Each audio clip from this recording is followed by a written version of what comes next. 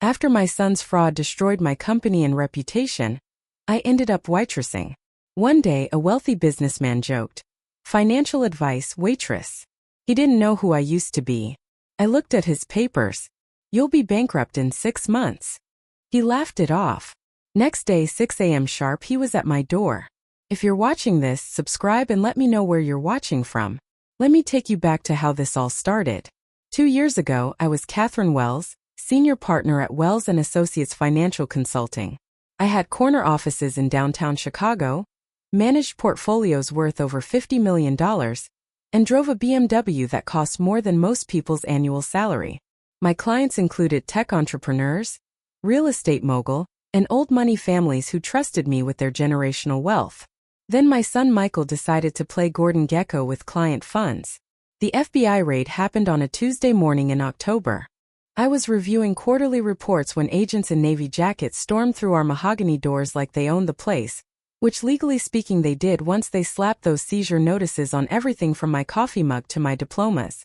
Michael had been forging my signature for 8 months, moving money between accounts like he was playing 3-card Monty with people's retirement funds. $2.7 million gone, along with my reputation, my license, and my sanity. The irony wasn't lost on me. I'd spent 30 years teaching people how to spot financial red flags, and my own son had been waving them right under my nose. The media had a field day. Financial advisor's son bills clients in Ponzi scheme. My name was attached to every headline. Even though I was victim number 1, the lawsuits came next. Civil suits from clients who lost their savings. Criminal proceedings that cleared me legally but destroyed me professionally. Even vindicated. Nobody wanted financial advice from the woman whose own family had robbed them blind. By Christmas, I was 68 years old with $47 in my checking account and a studio apartment in a neighborhood where sirens were the dominant musical genre. That's when I saw the help wanted sign at Murphy's Diner. Murphy's Diner wasn't exactly what you'd call fine dining. The coffee tasted like it had been filtered through old gym socks. The vinyl booths had more cracks than a Chicago sidewalk in February. And the fluorescent lights made everyone look like they were suffering from some exotic disease, but it paid cash daily. Didn't require references. And the owner, Tommy Murphy, didn't care that I'd been plastered across the financial pages for all the wrong reasons. "You ever waitress before?" Tommy asked during my interview, which consisted of him looking me up and down while wiping his hands on a stained apron. "I've been serving people for 30 years, I said. It wasn't technically a lie. The job was harder than managing million-dollar portfolios, if you can believe that. At least hedge fund managers said please when they were being condescending. The breakfast crowd at Murphy's treated waitresses like walking coffee dispensers with the unfortunate side effect of having opinions. But I adapted. I had to. The tips paid for my insulin. The shifts kept me busy enough to avoid thinking about how spectacularly my life had imploded. And the work was honest in a way that made me feel clean again. 3 months in, I developed what Tommy generously called interpersonal skills and what I called the ability to smile while fantasizing about poisoning someone's coffee. That's when Harrison Blackwell walked into my life. It was a Thursday morning in March, the kind of day when Chicago couldn't decide if it wanted to be winter or spring. So it chose to be miserable instead. The breakfast rush was winding down when he strolled through the door like he owned not just the diner, but the entire city block, designer suit, Italian leather shoes, and the kind of watch that cost more than I'd made in the past 6 months. He was probably in his mid-50s with silver gray hair, and the confident bearing of a man who'd never heard the word no applied to anything he wanted. He settled into booth 7, pulled out his phone, and immediately began conducting what sounded like a hostile takeover via speakerphone because apparently common courtesy was for people who couldn't afford 1,000 suits. "Excuse me," I said, approaching his table with my best customer service smile. "I'm going to need you to lower your voice or take that call outside. Other customers are trying to enjoy their breakfast." Harrison Blackwell looked up at me like I'd suggested he donate a kidney to charity. His pale blue eyes did a quick assessment, categorizing me somewhere between furniture and minor inconvenience. "I'll have coffee, black, and whatever passes for eggs Benedict in this establishment," he said, never actually pausing his phone conversation about crushing some competitor's quarterly projections. I poured his coffee, noting that his papers were spread across the table like he was conducting board meetings at the United Nations. Financial statements, merger documents, acquisition proposals. My trained eye couldn't help but spot familiar warning signs in the scattered documents. Old habits dying hard as concrete. 20 minutes later, he was still talking, now discussing some real estate deal in Miami with enough volume to wake the dead. The other customers were shooting dirty looks and Tommy was giving me the handle this or you're fired stare from behind the counter. Sir, I tried again. I really need you to hold on, he said into the phone, then looked at me with the expression of a man addressing a particularly slow child. Do you understand that this call is worth more than you'll make in your entire lifetime? The diner went quiet. Even the coffee pot stopped percolating like it was holding its breath, waiting for what came next. I looked down at the papers scattered across his table. Blackwell Enterprises, real estate acquisitions, tech startup investments, and right there, visible in the scattered documents, the kind of leverage patterns and cash flow indicators that had kept me awake at night when I saw them in other portfolios. Actually, I said, my voice carrying just loud enough for the whole diner to hear. I understand that you're about to lose everything you think you own. He blinked, clearly not expecting his waitress to have opinions about his business empire. I beg your pardon. Those leverage ratios look dangerous. Your cash flow structure appears unstable, and from what I can see, you're carrying more debt than your asset base can reasonably support. The silence in the diner was now complete. Harrison Blackwell stared at me like I'd started speaking ancient Greek. I'm sorry, Harrison said, his voice dripping with condescension, but I don't recall asking for financial advice from the waitress. The words hit the diner like a slap. A few customers chuckled, the uncomfortable kind of laughter that happens when someone with power humiliates someone without it. Tommy's face went red, but he didn't intervene. Not for a waitress challenging a customer who probably spent more on lunch than Murphy's made in a week. I felt the familiar burn of shame creeping up my neck. The same feeling I'd had during every news interview, every courtroom appearance, every moment when people looked at me like I was some kind of con artist instead of the victim of one. But then I looked down at those papers again, at the patterns that didn't lie even when everything else did. You're right, I said, my voice steady as winter. You didn't ask, but if you had, I'd tell you to get a full audit of your financial structure before it's too late. What I can see from here suggests you're heading for serious trouble. Harrison's laugh was sharp and mirthless. Is that so? And what exactly qualifies you to make such bold predictions about my business? Experience, I said simply. I've seen enough balance sheets to recognize the warning signs, even from scattered documents on a diner table. The color started to drain from his face. That's quite enough, he said, standing abruptly and gathering his papers. I don't know where you think you learned to read financial statements, but Catherine Wells, I said quietly. He froze. Wells and Associates Financial Consulting. I managed portfolios for 30 years before my son destroyed my company. I've seen more financial disasters than you've had board meetings, and yours has all the classic warning signs. Harrison stared at me for a long moment, his expression cycling through disbelief, anger, and something that might have been fear. Impossible, he muttered, but his voice lacked conviction.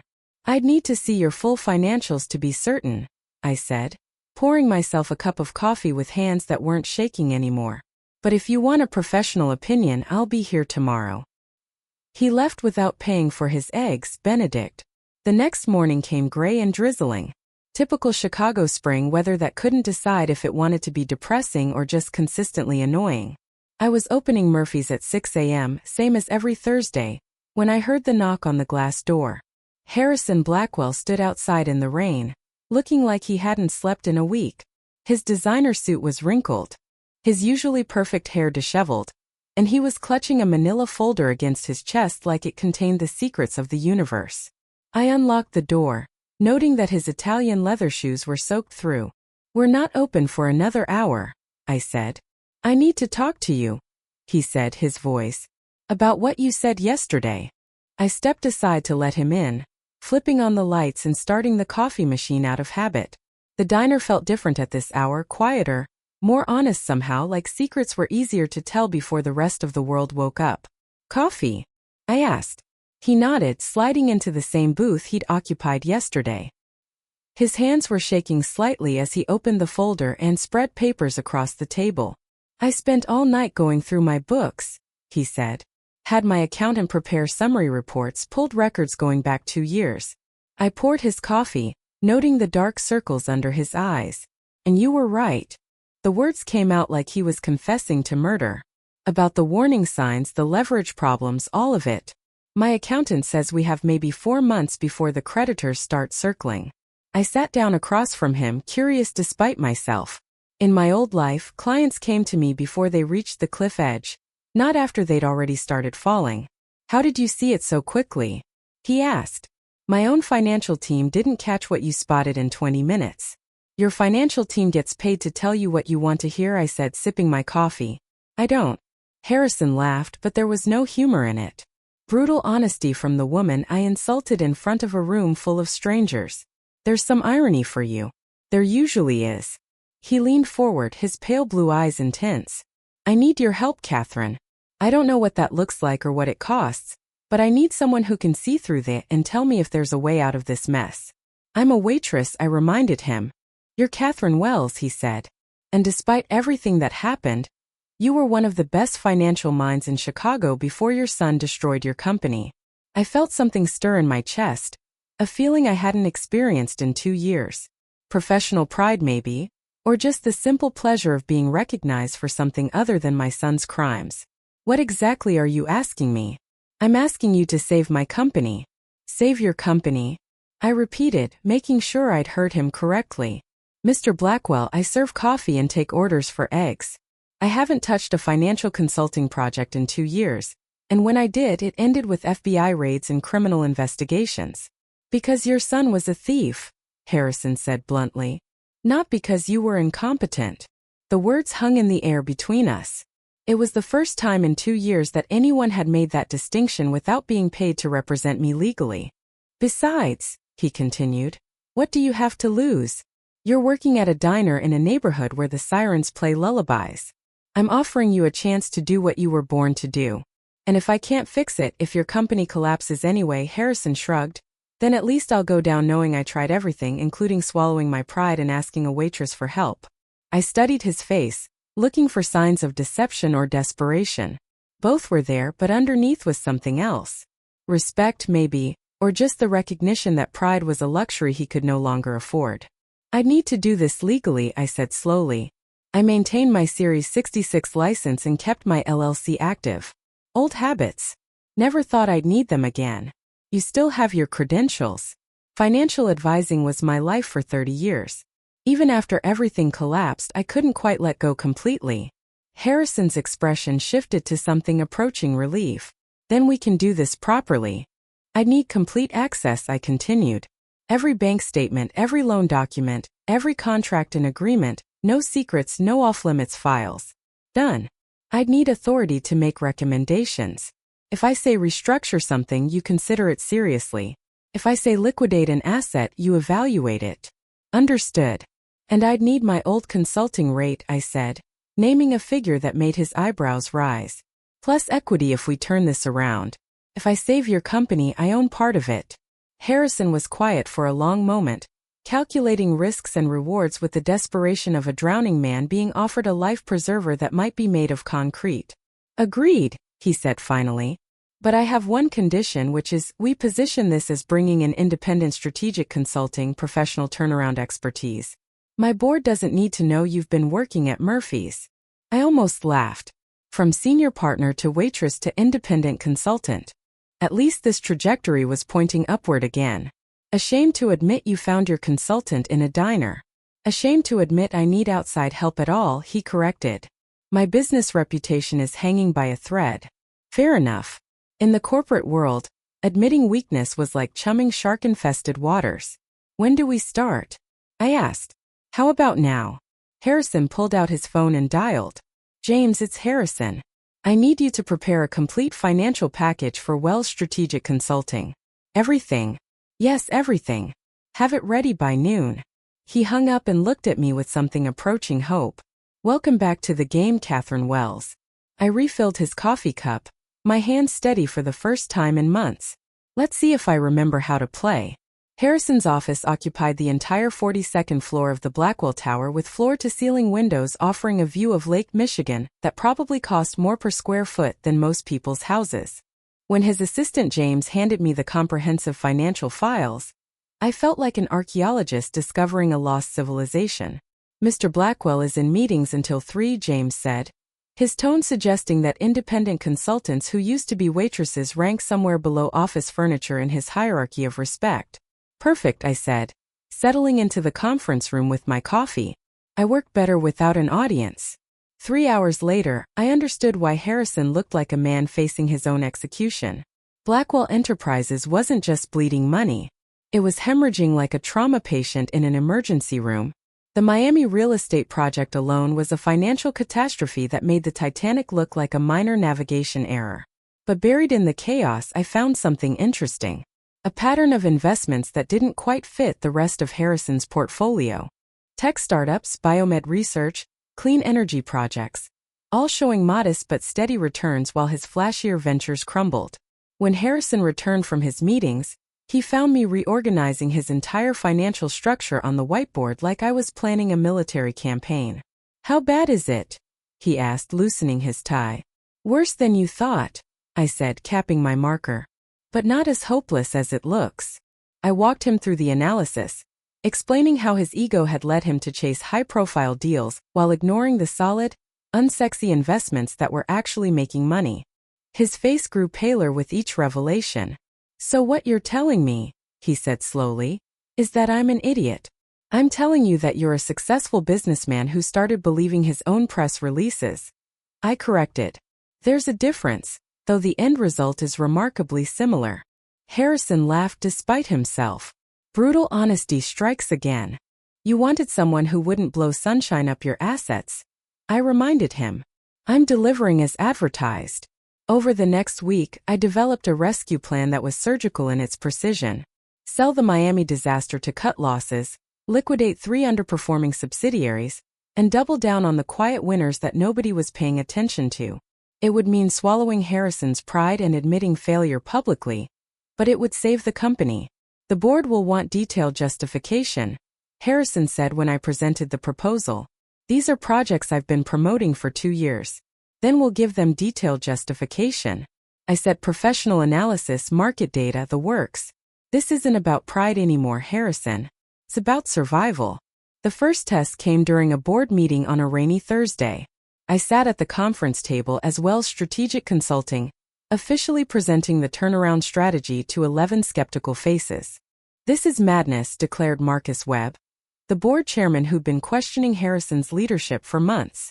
"You're proposing we abandon our most high-profile investments." "I'm proposing we abandon our most expensive mistakes," I replied, my voice steady and professional. "The data support strategic divestiture of underperforming assets and reallocation to profitable sectors." I walked them through the numbers, showing how the Miami project was hemorrhaging cash with no realistic path to profitability, while the overlooked tech investments were generating consistent returns. The vote was close, 5 in favor, 4 against with 2 abstentions, but it passed. As the board members filed out, Webb approached Harrison with the expression of a man who smelled blood in the water. "Bringing in outside consultants reeks of desperation, Harrison," he said quietly. "The investors are asking questions. How long before they lose confidence entirely?" "As long as it takes to turn this company around," Harrison replied. After Webb left, Harrison slumped in his chair like a deflated balloon. "He's planning something," I observed. "I know," Harrison said. "The question is whether we can save the company before he makes his move." "We will," I said, surprised by my own conviction. "But we need to move fast." Over the next 2 weeks, I implemented the restructuring plan with the precision of a surgeon. The Miami property sold to a developer who specialized in distressed assets. The 3 underperforming subsidiaries were liquidated with proceeds redirected to debt reduction. The profitable tech investments received additional funding. Harrison's company began showing signs of recovery, but Webb's opposition grew more vocal. He questioned every decision, demanded additional board meetings, and made it clear he was building a case for Harrison's removal. "He's not just trying to remove you," I told Harrison one evening as we reviewed quarterly projections. He's positioning himself for a takeover based on what? Pattern recognition. I've seen it before. Board chairman undermines CEO, creates crisis of confidence, then swoops in to save the company. Usually involves acquiring additional shares at discount prices during the chaos. Harrison stared at the financial reports spread across his desk. So what do? We do what we've been doing. Save the company despite his interference. Make our success so obvious that the board has no choice but to support you. But I had a feeling Webb wasn't going to make it that easy. 3 weeks into our partnership, I was working late in Harrison's office when I found the photograph tucked inside a loan agreement from 1987. It was a family photo. Harrison, maybe 20 years younger, with his arm around a woman with dark hair and warm eyes. 2 small children sat at their feet, a boy and a girl who couldn't have been more than 5 and 7. My family, Harrison said from the doorway, startling me. Former family, I should say. I held up the photograph. Divorce, death, he said quietly, settling into the chair across from me. Car accident. Drunk driver ran a red light when the kids were 8 and 10. The words hit me like a physical blow. Harrison, I'm so sorry. It was 15 years ago, he said. But his voice carried the weight of someone who'd never quite recovered. Sarah always said I worked too much, that I was building an empire for a family that never got to see me. After they died, work was all I had left. Suddenly, his desperate need to save the company made perfect sense. It wasn't about money or ego. It was about preserving the only thing that gave his life meaning. Is that why you've been making increasingly risky investments? I asked gently. Because the safe choices remind you of what you lost. Harrison was quiet for a long moment. You're quite the psychologist along with being a financial wizard. I'm a mother, I said. I understand loving someone so much that losing them breaks something inside you. My son broke something different, I said. Trust mostly, but love that's harder to kill. We worked in comfortable silence after that. Both of us focused on numbers that represented more than profit and loss. They represented hope, redemption, and the possibility that broken things could be repaired. The company's recovery was becoming undeniable. Revenue was stabilizing. Debt payments were on schedule, and the profitable investments were exceeding projections. But Webb's campaign against Harrison intensified. He's calling for another board meeting, Harrison said, reading an email emergency session to discuss ongoing concerns about leadership decisions. Let him, I said. We have the numbers on our side now. At midnight, Harrison called for a car to take me home. As I gathered my papers, he touched my arm gently. Catherine, he said, thank you not just for the financial advice, for understanding. Don't thank me yet, I said. We still have a company to save, and something tells me Webb's not finished with us. The moment I'd been dreading arrived on a Tuesday morning in April. I was reviewing quarterly projections when James burst into the conference room with panic in his eyes. M. Wells, he said. There are FBI agents in the lobby asking for you. My blood turned to ice water. After 2 years, I thought the investigations were finally over. But apparently someone had connected Catherine Wells, the consultant, to Catherine Wells from the financial scandal. Do they have a warrant? I asked, my voice calmer than I felt.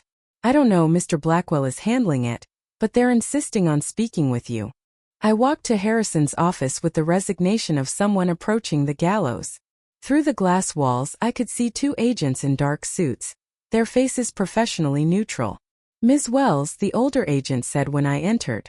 I'm Agent Martinez. This is Agent Foster. We need to discuss your involvement in an ongoing investigation. What investigation?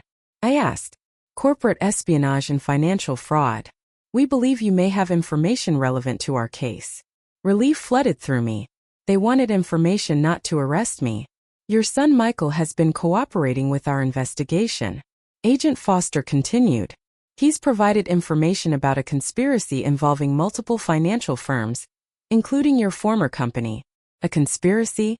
According to Michael's statement, someone approached him 3 years ago with a proposal to destabilize certain financial consulting firms. The goal was to acquire their client lists and assets at discount prices. The room spun slightly. Someone approached Michael before the fraud began. A board member of a major corporation who specializes in acquiring distressed companies. Michael claims this person provided specific instructions on how to make the fraud look like a family business gone wrong. Harrison's face went white. Are you saying Catherine was specifically targeted? We believe so. Yes. The fraud wasn't random. It was orchestrated to destroy Wells and Associates, so the assets could be acquired cheaply. Agent Martinez pulled out a photograph and placed it on the desk.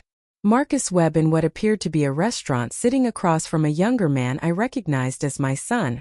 Do you recognize this man, Ms. Wells? I stared at the photograph, feeling pieces click into place with sickening clarity.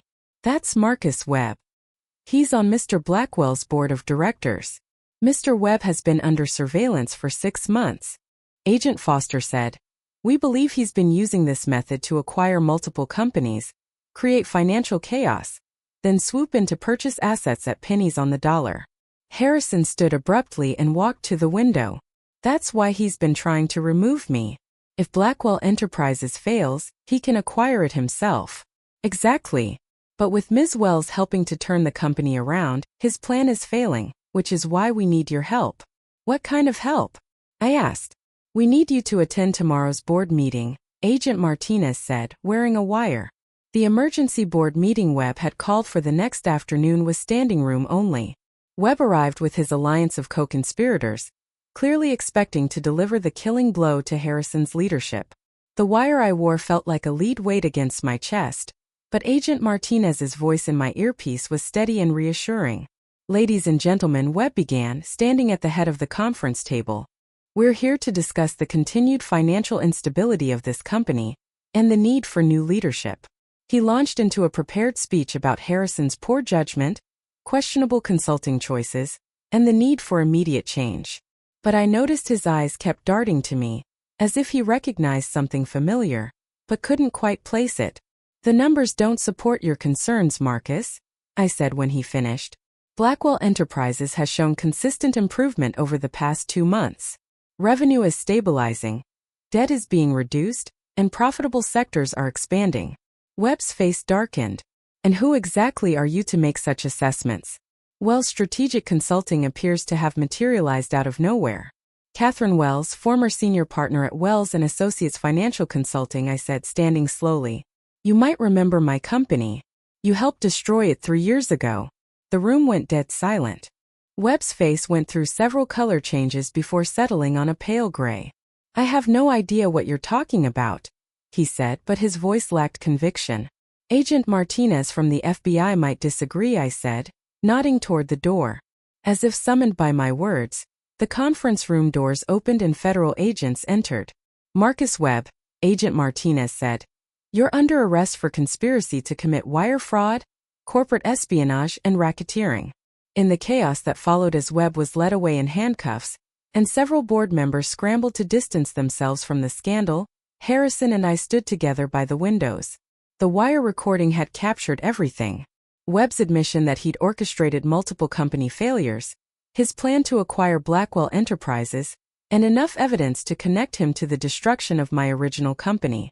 So Harrison said quietly, what happens now? Now we rebuild, I said. Your company, my reputation, everything they tried to destroy together. I looked at this man who had insulted me as a waitress and then trusted me to save everything he valued, who had stood by me when the FBI came calling and never questioned my integrity. Together I agreed. 6 months later, Blackwell Enterprises was thriving under new leadership, and Catherine Wells was once again a name associated with financial excellence rather than scandal. The insurance settlement from Webb's crimes had restored most of my original clients' losses, and Wells Strategic Consulting had a waiting list of corporations seeking turnaround expertise. Sometimes the best revenge is simply refusing to stay down when someone tries to destroy you. And sometimes the most unlikely partnerships become the strongest foundations for rebuilding everything you thought you'd lost forever. At 70 years old, I'd learned that it's never too late to fight back. And success tastes sweetest when it comes after someone has tried their best to break you. Thanks for listening.